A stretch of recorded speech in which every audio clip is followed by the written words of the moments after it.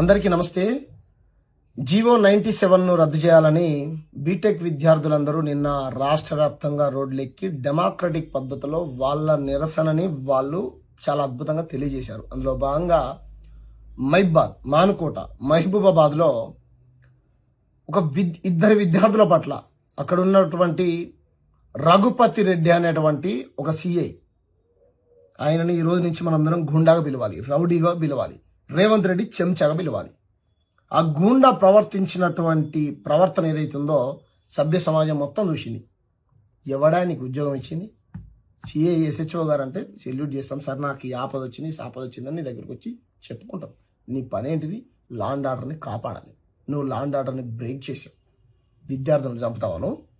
ఎవడా నీకు అధికారం ఇచ్చింది? మెడకాయ పట్టుకొని నీకేదో వ్యక్తిగత కక్ష ఉన్నట్టు ఇలా పట్టుకొని పిసుకుతున్నావు. ఇలా చాలా బాధ అనిపించింది. ముఖ్యమంత్రి నీ పని ఉంటుంది. ముట్టడికి వస్తాం, నీ విద్యార్థులందరూ నీ ఇంటి ముట్టడికి వస్తాం. ఏం తమాషాలు చేస్తున్నావా? చూడండి, తెలంగాణ ప్రజలాగా మొత్తం చూడాలి, తెలంగాణ ప్రజలందరూ చూడాలి. ఎస్ఎఫ్ఐ విద్యార్థులు ఏముంటాయి, వాళ్ళకేం రాజకీయాలు ఉంటాయి? 18-19 సంవత్సరాల నూనుగు మీసాల పిల్లలకు ఏం రాజకీయాలు ఉంటాయి? వాళ్ళకి ఏం ఎజెండాలు ఉంటాయి?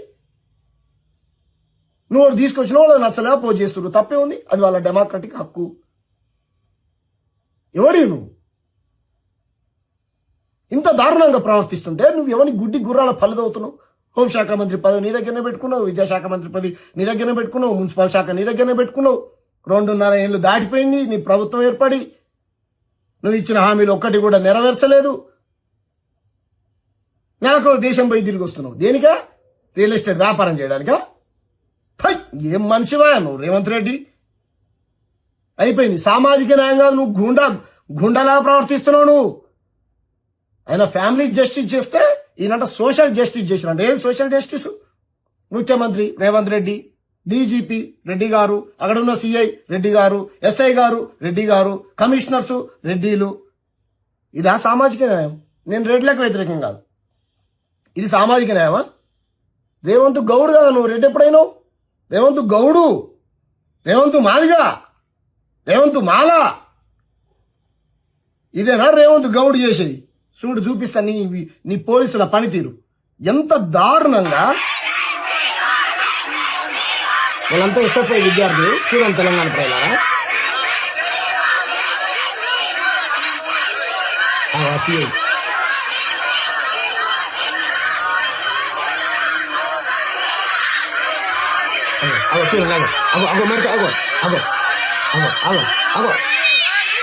నీకేం పర్సనల్ ఇట్లా పట్టుకొని ఆయన పర్సనల్ పిసుకుతున్నాడండి. 18-19 సంవత్సరాల పిల్లలు వాళ్ళు. ఏమన్నా అయి ఉంటే, చచ్చిపోయి ఉంటే. ఎవడా నీకు ఉద్యోగం ఇచ్చింది? నువ్వేం చదువుకున్నావు? చదువుకొని ఉద్యోగంలోకి జాయిన్ అయినావా? నువ్వు తోకుందని నిన్ను రేవంత్ రెడ్డి రిక్రూట్ చేసుకుని ఆడేశాడా? ఎవరు నీకు ఉద్యోగం ఇచ్చింది? ఇది అయిపోయిందా? ఇంకో పిల్లవాడిని కూడా ఏ విధంగా చూడండి.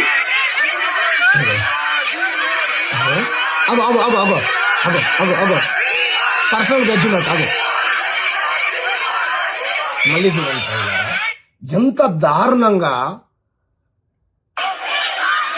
విప్లవాల గడ్డ మహబూబాబాద్ జిల్లా, మా సొంత జిల్లా. చూడండి, తీసుకుంటాడు ఇప్పుడు. అరే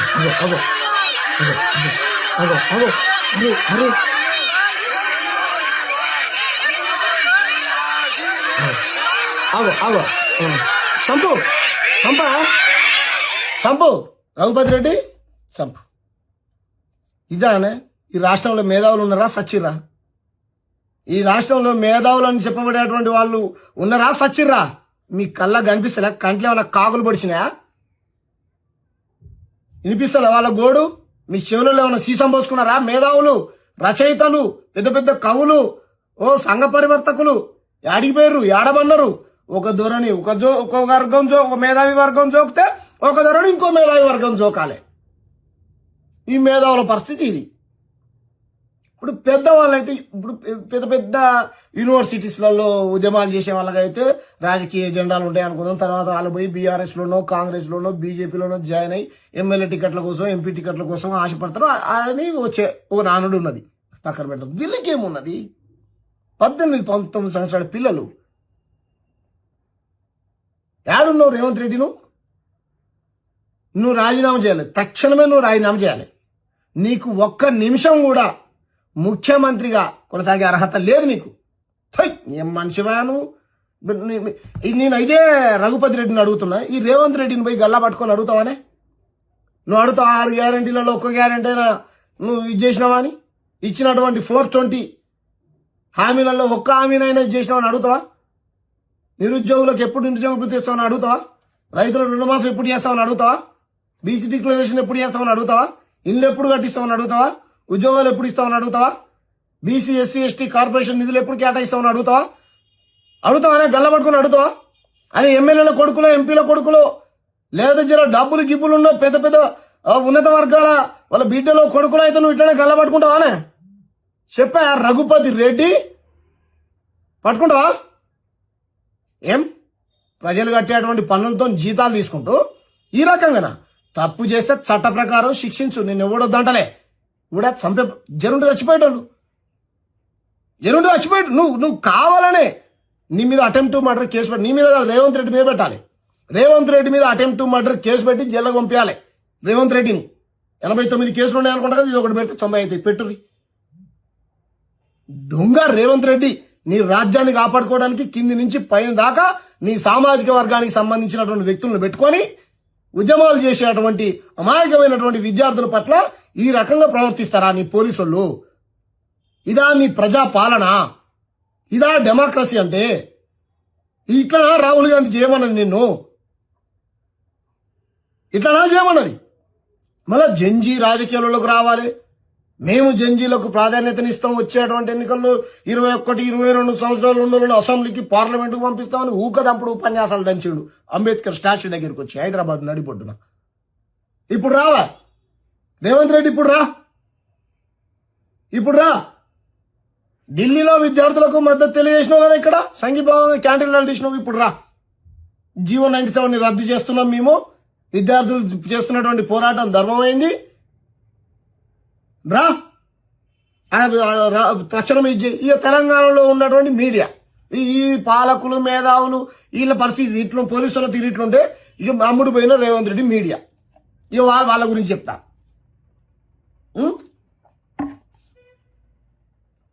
ఆయన ఎవరో ఏం పేరు యూట్యూబరో ఏమో, వాళ్ళిద్దరు ఎవరో ఆడలు మొగోళ్ళు.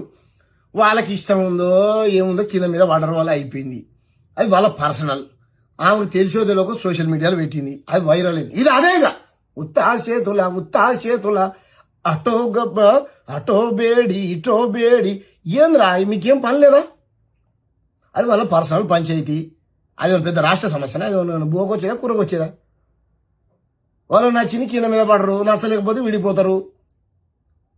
వ్యవస్థలు ఉన్నాయి. పోలీస్ స్టేషన్ పోతారు, కంప్లైంట్ పెట్టుకుంటారు.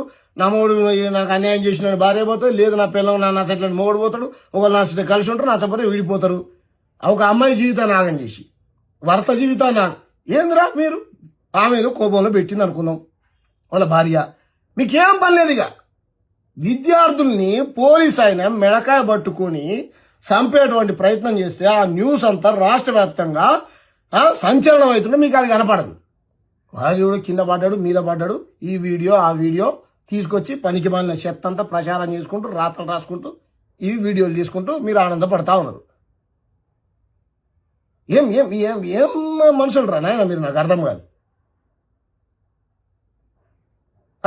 మళ్ళీ మీకు ఒక్కొక్కనికి 40,000 50,000 సబ్స్క్రైబర్సు, దానికి మళ్ళా థంబ్నెయిల్ చేయడము, రకరకాలు. చై ఏం మనుషులు రా నాయన మీరు? అదే ప్రజా సమస్యనా అది? ఈ రకంగా ఉంటే ఇక డ్రగ్స్ను కట్టడి చేయడంలో ముఖ్యమంత్రి utter flop fail. 10th class పిల్లడు నెలగొండలో జరకొండలు అనుకుంటా టీచర్ని చంపేశాడు కత్తులతో. 27 పోట్లు పడిచి చంపిండు. ఎందుకు చంపిండు అంటే వానికి మద్యం అలవాటు ఉన్నది, వాడికి సిగరెట్ మందు తాగేటువంటి అలవాటు ఉన్నది. ఇప్పటి నేను ఎప్పుడైనా నువ్వు కళ్ళుబడి తాగినా కానీ మా అమ్మకు భయపడతాను నేను. ఏడ పసి కడుతుందని. ఏవో అట్లా అట్లా పెరిగినాం మేము, అట్లా చదువుకున్నాం మేము గవర్నమెంట్ స్కూళ్ళల్లో.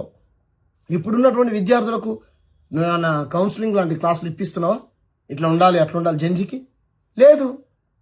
నీ ఇంటెలిజెన్స్ పోరాటం చేసేటువంటి సామాజిక ఉద్యమకారులు ఏం చేస్తున్నారని ఫోన్ వినడము, వాళ్ళు ఏడ తిరుగుతున్నారని వాళ్ళ లొకేషన్ ట్రాక్ చేయడము తప్ప నువ్వు ఇటువంటి డ్రగ్స్ని కట్టడి చేస్తా, వాడు చిన్నోడు తాగుతుండా పెద్దోడు తాగుతుండా, ఏడ ఏ పంచాయతీ అవుతుంది, ఏం నీ మొత్తం ఫెయిల్. తెలంగాణలో లాండ్ ఆర్డర్ ఫెయిల్ అయిపోయింది. రేవంత్ రెడ్డి ఎంత తొందరగా దిగిపోతే అంత మంచిది ఈ రాష్ట్రానికి. ఒక దరిద్రుడు నువ్వు అన్నావు కదా, ఆ పిచ్చోడు ఊళ్ళో పిచ్చోడు వస్తే చించెట్టు కట్టేసి కొడతారు ఊళ్ళో పెద్దమంటారు, నువ్వు వస్తే చించెత్తు కట్టేసి కొడతారు నేను ఊళ్ళో విద్యార్థుల తల్లిదండ్రులు విద్యార్థులు. చాలా మంది విద్యార్థులు మంచిగా ఉన్నారు, నీ పాలన వచ్చిన తర్వాతనే ఇట్లా తయారవుతారు. కాబట్టి ఈ రకంగా విద్యా వ్యవస్థ నాశనం చేసి శ్రీ చైతన్య నారాయణ భాష్యం గీష్యం మొత్తం లక్షల కోట్ల రూపాయలు వాడు విద్యను వ్యాపారంగా చేసి అమ్ముకుంటుంటే వాడి మీద చర్యలు తీసుకోవు. విద్యార్థులు పోరాటం చేస్తూ ఉంటే వాళ్ళ పోరాటాన్ని అణిచివేస్తావు, వాళ్ళని చంపించేటువంటి ప్రయత్నం చేపిస్తావు నీ పోలీసులతోని. ఏందా నీ పాలన, దరిద్రమైనటువంటి పాలన. కాబట్టి మేధావులు మాట్లాడాలి, ప్రతి పార్టీ ఖండించాలి. రాజకీయాలకు అతీతంగా విద్యార్థుల పట్ల జరిగినటువంటి ఈ అమానుషమైనటువంటి దాడి ఏదైతే ఉందో, చంపేటువంటి ప్రయత్నం చేశారు, ఇది అటెంప్ట్ మర్డర్, ఇది ప్రభుత్వం చంపబోయింది. బీటెక్ విద్యార్థులని ప్రభుత్వం చంపబోయింది, స్పష్టంగా వీడియోలు కనపడ్డాయి.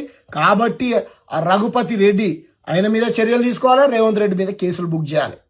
నిజంగా ఈ రాష్ట్రంలో లా అండ్ ఆర్డర్ కనుక ఉంటే అప్పుడే ప్రజలకు పోలీస్ వ్యవస్థ పట్ల నమ్మకం ఉంటుంది. డీజీపీ గారు ఆనంద్ సార్, ఆనంద్ రెడ్డి సార్, మిమ్మల్ని అయితే మేము అట్లా చూడం, మీరంటే మాకు గౌరవం ఉన్నది, చేయండి సార్. ఆయన సస్పెండ్ చేస్తారా ఇంకేం చేస్తారో చేయండి. మేము చాలా డెమోక్రటిక్గా ఉంటాం సార్. ఇంత దుర్మార్గమా ఆ రేవంత్ రెడ్డిని లోపటేది? ఏమనుకుంటారు సార్? ఇంత ఇంత ఇంత దారుణమా సార్? ఏమైనా చంపిండా, నన్ను పొడిచిండా, కేంద్ర మంత్రి కొడుకులాగా ఏమన్నా రేపులు చేసిండా, మల్లారెడ్డి ఎమ్మెల్యేలు ఎంపీలాగా భూములు ఏమైనా కబ్జాలు చేసిరా, వాళ్ళు ఏమైనా పైరవులు చేసిరా, 10 పార్టీలు మారిరా, ఓ సిద్ధాంతాన్ని కట్టుబడి లేకుండా వాళ్ళు ఏమన్నా ఇయ్యలో మాట రేపో మాట మాట్లాడిరా, పొద్దుగాలో కండవ కప్పుకొని సాయంత్రం ఇంకో కండవ మార్చిరా? ఏం అన్యాయం చేసిరు వాళ్ళు, ఏమంతా ఇది చేసిరు వాళ్ళు? నువ్వు మీ సార్ పిల్లవాళ్ళు చంపుతూ నాకు బాధ అనిపించింది, ఏడుపు వచ్చింది. రాత్రి కూడా అంతే, ఒక కార్మికుడిని, భవన నిర్మాణ కార్మికుడు ఒక ఆయన బిల్లు మించి కింద పడితే 11 గంటల పోయినాం. పోతే పోలీసు వాళ్ళు అక్కడ కూడా అంతే, పెద్దోని వైపు లేరు. పోయినాం ఇక్కడ మోత్కూరుకి సంబంధించినటువంటి ఒక యాదవ్ అన్న చచ్చిపోయిండు, 2 పిల్లలు, 40 ఏళ్ళ వయసు, చిన్న పిల్లలు. 6 లక్షల రూపాయలు ఇస్తాం, ఈ నుంచి శవాన్ని తీసేయండి అని వాళ్ళకు మాయమాటలు చెప్పి అక్కడి నుంచి ఏమంటారు పంపించేశారు. 6 లక్షలతో నెలకాలం బతుకుతుందా తల్లి? ఈ రకంగా రాష్ట్రంలో ఉన్నటువంటి పోలీసు వాళ్ళు ప్రతి ఒక్కరూ పెద్దవాడి వైపే, పేదోని వైపు లేరు. కాబట్టి తెలంగాణ ప్రజలారా, మనం తిరగబడనంత కాలం ఈ పాలకులు ఈ పోలీస్ యంత్రాంగాన్ని పెట్టి మన ఉద్యమాలని, మన గొంతుల్ని అణిచివేసేటువంటి ప్రయత్నం చేస్తారు. మనం తిరగబడదాం, డెమోక్రటిక్ పద్ధతిలో తిరగబడదాం. ఈ అమానుషమైనటువంటి దాడి ఏదైతుందో దీన్ని తెలంగాణ ప్రజలు, ప్రజాస్వామ్యవాదులు ప్రతి ఒక్కరూ తీవ్రంగా ఖండించాలి. ఈ 97 జీవోను తక్షణమే రద్దు చేయాలని మేము డిమాండ్ చేస్తా ఉన్నాం. విద్యార్థులకు మా సంపూర్ణమైనటువంటి మద్దతుని బీటెక్ విద్యార్థులకు తెలియజేస్తా ఉన్నాం. Thank you. జై భీమ్, జై భారత్, జై తెలంగాణ.